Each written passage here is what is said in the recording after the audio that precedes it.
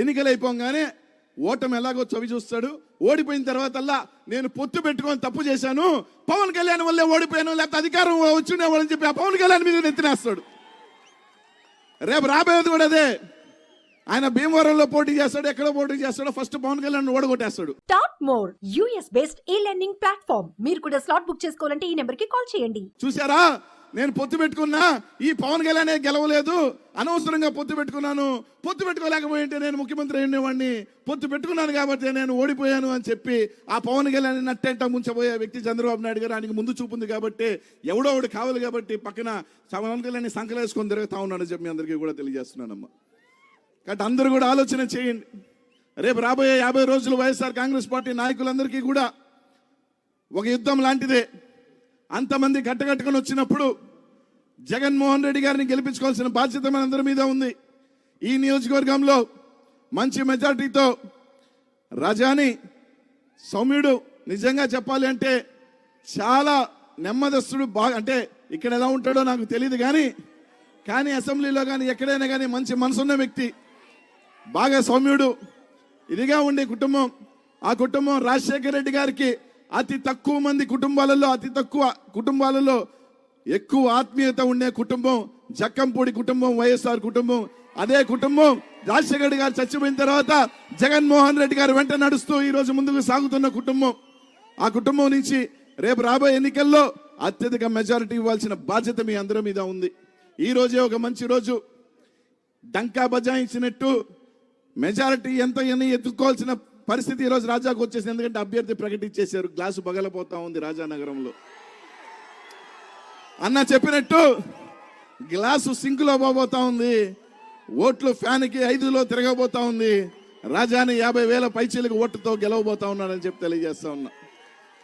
కాబట్టి అందరూ కూడా ఆలోచన చేసి ప్రతి ఒక్కరూ కూడా చేతిలో వేసి, ఎందుకంటే 50 రోజుల పాటు ప్రతి వైఎస్ఆర్ కాంగ్రెస్ పార్టీ నాయకుడు కానీ ఇక్కడే కాదు ప్రతి ఒక్కరి దగ్గర చిన్న పొరపాట్లకి అలగద్దు.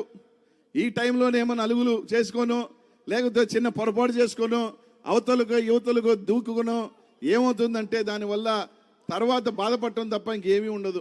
కాబట్టి ఈ టైంలో ఒక కుటుంబంలో చిన్న బాధలున్నా, చిన్న అలకలుంటే ఏ విధంగా సర్దుకొని పోయి ముందుకు అడిగేస్తామో అవన్నీ కూడా సర్దుకొని పోయి ఒక అడుగు ముందుకు వేసుకొని రేపు రాబోయే ఎన్నికల్లో ప్రతి ఒక్కరూ చేయి కలుపుకొని వైఎస్ఆర్ కాంగ్రెస్ పార్టీని అత్యధిక మెజార్టీతో గెలిపించాల్సిన బాధ్యత ప్రతి ఒక్కరి ముందు ఉంది. ఫ్యాన్ గుర్తు మీద బటన్ నొక్కితే 5లో ఫ్యాన్ తిరగాలి, ఫ్యాన్ జెండా ఎగిరేయాలని చెప్పి తెలియజేస్తా ఉన్నా.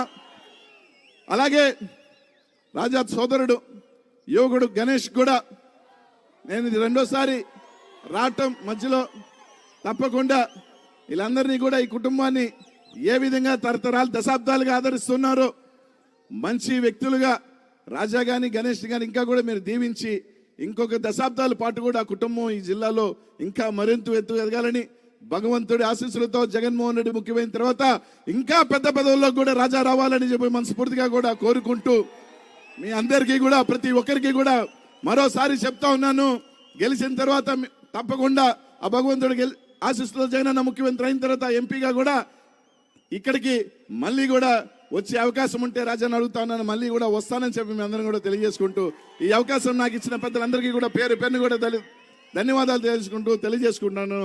జై జగన్, జై జగన్, జై జగన్. ఉంటానన్నా. అన్న చిన్న మాటనా, మొన్న పల్నాడులో జరిగిన మీటింగ్ వీడియో చూసానన్నా. ఒక్కసారి వెళ్ళే ముందు రాజానగరం రాజసం కనిపించేలాగా, వైఎస్ఆర్ కాంగ్రెస్ పార్టీ పౌరుషం కనిపించేలాగా ఒక్కసారి మీసం తిప్పేళ్ళన్నా. ఒక్కసారి అన్నా, ఒక్కసారి తిప్పాలన్నా. 175కి 75 కొట్టబోతా ఉన్నాం. రాయలసీమ దగ్గర నుంచి కోస్తా దగ్గర నుంచి గోదావరి జిల్లా నుంచి నార్త్ కోస్ట్ దాకా జగన్మోహన్ రెడ్డి వైఎస్ఆర్ కాంగ్రెస్ పార్టీ నాయకులు శ్రేణులు విజయోత్సవంలో జూన్లో మిస్సము తిప్పి మెలవేసి జగన్మోహన్ రెడ్డి సత్తా ఏంటో తెలియజేస్తా ఉన్నాం.